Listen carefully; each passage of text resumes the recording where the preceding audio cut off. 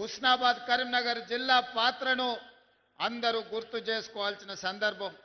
మరి ఈనాడు ఇంత సమయమైనా మీరు దాదాపుగా 3-4 గంటల నుంచి మా అక్కలు మా ఆడబిడ్డలు చాలా మంది ఇక్కడికి వచ్చి మమ్మల్ని ఆశీర్వదించడానికి ఎంతో సేపు ఎదురు చూసిండ్రు.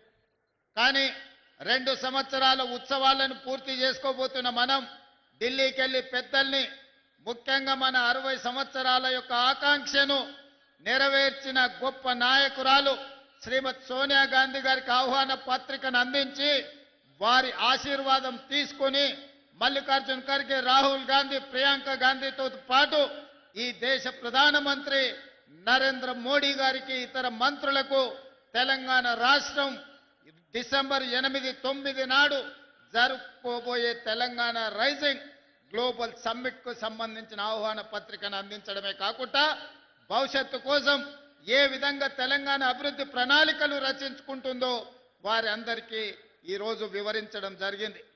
ఈనాడు మిత్రులారా, డిసెంబర్ 3కు ఒక ప్రత్యేకత ఉన్నది. డిసెంబర్ 3, 2023 నాడు 10 సంవత్సరాల పరిపాలన మీద ఆధిపత్యంతో ప్రజలని చెరబట్టి హింసిస్తున్న ప్రభుత్వానికి చరమాంకం పలికి మీ ఓటునే ఆయుధంగా మార్చి ఆనాటి దుర్మార్గమైన పాలనను అంతమొందించి ప్రజా పాలనను మీరందరూ తీసుకురావడం జరిగింది. అదే కాదు, డిసెంబర్ 3కి ఇంకొక ప్రత్యేకత ఉంది. తెలంగాణ మలిదశ ఉద్యమానికి ఉవ్వెత్తున ఊపిరులూది ఉద్యమాన్ని పతాక స్థాయికి తీసుకెళ్లిన శ్రీకాంతాచారి వర్ధంతి కూడా ఈ డిసెంబర్ 3 తారీఖు నాడే. అందుకే శ్రీకాంతాచారి స్ఫూర్తితో నేను మరణించినా సరే, నా కుటుంబం నష్టపోయినా సరే, నా కుటుంబం కష్టపడ్డా సరే, తెలంగాణ నిరుద్యోగ యువతకు ఉద్యోగ ఉపాధి అవకాశాలు రావాలి, వాళ్ళ జీవితాలలో వెలుగులు నిండాలి అని ఆనాడు శ్రీకాంతాచారి ఆత్మ బలిదానం చేసుకొని ఈ తెలంగాణ రాష్ట్ర ఏర్పాటుకు ఒక గొప్ప స్ఫూర్తినిచ్చారు. అందుకే శ్రీకాంతాచారి స్ఫూర్తితో కాంగ్రెస్ పార్టీ అధికారంలోకి వచ్చిన మొదటి సంవత్సరమే రాష్ట్ర ప్రభుత్వంలో 60,000 ప్రభుత్వ ఉద్యోగ ఖాళీలను భర్తీ చేసి ఈ తెలంగాణ ఉద్యమం ఉద్యోగాల కోసమే అన్న సంగతిని ఆనాడు నిరూపించి మొదటి సంవత్సరంలోనే 60,000 ఉద్యోగాలు ఇవ్వడం జరిగింది. ఇప్పుడు ఇంకొక 40,000 ఉద్యోగాల కోసం ప్రణాళికలు రచిస్తున్నాం. తొందరలోనే ఇంకా 40,000 ఉద్యోగాలు ఇచ్చి 2.5 సంవత్సరాలు పూర్తి చేసుకునే లోపల 1,00,000 ఉద్యోగ ప్రభుత్వ ఖాళీలను భర్తీ చేయడం ద్వారా ఇది ప్రజా ప్రభుత్వం ప్రజల కోసమే పనిచేస్తుంది, ప్రజల ఆకాంక్షలను నెరవేరుస్తుందని ఈనాడు మనం నిర్ణయాలు తీసుకొని ముందుకు వెళ్తున్నాం.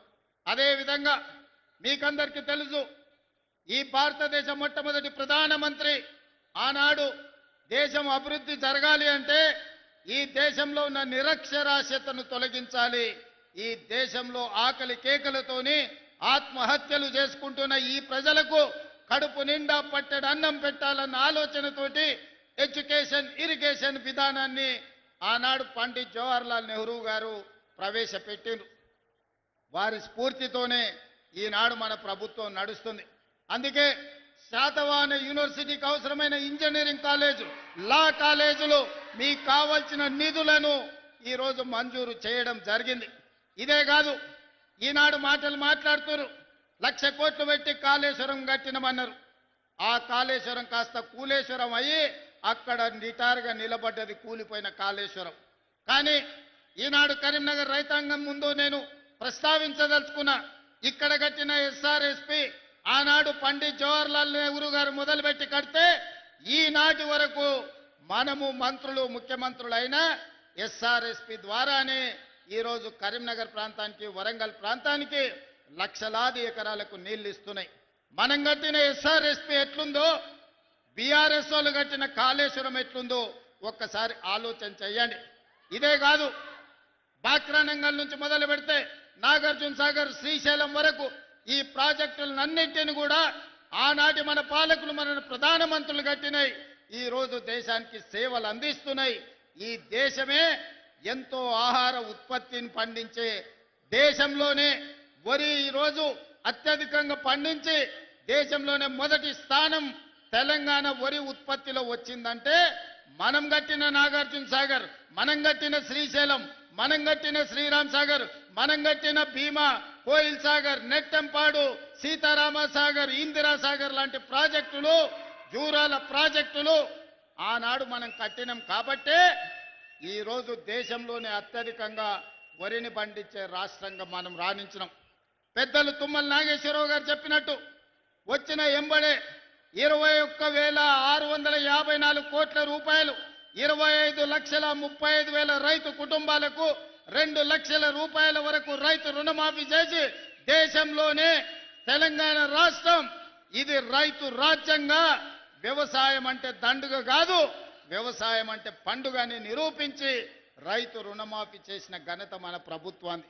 ఇవాళ రైతు భరోసా ద్వారా 9 రోజుల్లో 9,000 కోట్లు 70 లక్షల పైగా రైతుల ఖాతాలలో 9 రోజుల్లో 9,000 కోట్లేసి రైతులను రాజులను చేయాలన్న ఆలోచన ఈరోజు కాంగ్రెస్ పార్టీ చేస్తుంది. దాదాపుగా కాంగ్రెస్ పార్టీ అధికారంలోకి వచ్చిన తర్వాత 1,04,000 కోట్ల రూపాయలు రైతుల కోసం వ్యవసాయం మీద మనం ఖర్చు పెట్టడం జరిగింది. అదేవిధంగా ఇక్కడ మా అక్కలు, మా ఆడబిడ్డలు ఉన్నారు. అక్కలు పండుగ నాడు అమ్మగారింటికి పోవాలన్నా లేకపోతే అమ్మవారిని దర్శించుకోవాలన్నా ఇంటి ఆయనను కన్న కొడుకునో కిరాయి పైసలు అడిగే పరిస్థితి. అందుకే మా ఆడబిడ్డల అమ్మవారిని దర్శించుకోవాలన్నా లేకపోతే అమ్మను పోయి చూడాలన్నా ఆర్టీసీ బస్సులో ఇవాళ ఉచిత ప్రయాణం ఇచ్చినాం. 8,000 కోట్ల రూపాయలు ఉచిత ప్రయాణం కోసం ఖర్చు పెట్టినాం. దానికి మీ అభిమాన నాయకుడు ఇక్కడి శాసనసభ్యుడే పొన్నం ప్రభాకర్ గారి మంత్రివర్గంలో ఈరోజు ఆడబిడ్డలకు ఉచితంగా బస్సు ప్రయాణం. అందరూ అనుకుంటుండొచ్చు మా అక్కలు ఉచిత బస్సులనే తిరుగుతున్నారని. ఉచిత బస్సులో తిరగడం కాదు, మా అక్కలకు 1000 బస్సుల యజమానులను చేసినాం. ఇవాళ స్వయం సహాయక సంఘాలు బస్సులు కొని ఆర్టీసీకి కిరాయి పెట్టి వందలాది బస్సులకు ఇవాళ మా ఆడబిడ్డలు యజమానులు అయ్యారు. అదాని అంబానీలు ఉత్పత్తి చేసే సోలార్ పవర్ ప్లాంట్లు ఈరోజు మా ఆడబిడ్డలకు ఇచ్చినాం. ఇదే కాదు, అడిగిన వాళ్ళందరికీ రేషన్ కార్డులు ఇచ్చినాం. ఆయల్ల ప్రభుత్వంలో రేషన్ కార్డు కావాలంటే అదో పెద్ద పైరవి, దొర గడి ముందల చేతులు కట్టుకొని నిలబడాల్సిన పరిస్థితి. కానీ మనం వచ్చిన తర్వాత అడిగిన ప్రతి కుటుంబానికి, పెళ్ళైన ప్రతి ఆడబిడ్డకు అమ్మగారింటికా నుంచి అత్తగారింటికి పోతే రేషన్ కార్డు అప్పటికప్పుడే ఇచ్చి ఆ కుటుంబాలను ఆదుకున్నాం. ఆనాడు దొడ్డు బియ్యం ఇస్తే పశువులకు దాన పెట్టేది. కానీ ఇవాళ మనం ప్రతి వాళ్లకు 3,10,00,000 మందికి సన్న బియ్యాన్ని ఈరోజు మనం పంచుతున్నాం. ప్రతి ఇంట్లో ఈనాడు సన్న బియ్యం వండుకొని సంటి పిల్లలకు తినిపించి ఈరోజు మా ప్రభుత్వం ఇందిరమ్మ రాజ్యంలో మేము సన్న బియ్యం తింటున్నాం, మాకు వస్తున్నాయని మా అక్కలు చెప్తున్నాం. అదే కాదు, ఆ ఎల్ల కరెంటు బిల్లు అవతల రూమ్లు ఉంటే యువతల, యువతల రూమ్లు ఉంటే అవతల బంద్ చేసుకునేది. జరసేపు ఫ్యాన్ వేసుకుంటే జరసేపు ఆపుకునేది. ఎందుకంటే కరెంటు బిల్లుల కష్టం ఉండే. అందుకే ఇవాళ పేదవాళ్ళు ప్రశాంతంగా ఉండాలి అనంటే ప్రతి పేదవాడి ఇంటిలో వెలుగులు నిండాలి అని ఈరోజు 200 యూనిట్ల వరకు ప్రతి పేదవాడి కుటుంబంలో దాదాపుగా 50 లక్షల కుటుంబాలకు 200 యూనిట్లు ఈనాడు ఉచితంగా కరెంట్ ఇస్తున్నాం. ఇదే కాదు, ఇల్లు లేని వాళ్లకు ఇల్లు ఇవ్వాలని ఇందిరమ్మ ఇండ్లు ఇప్పటికే 4.5 లక్షల ఇండ్లు మంజూరు చేసినాం. 22,500 కోట్ల రూపాయలు ఈరోజు పేదల ఇండ్లకు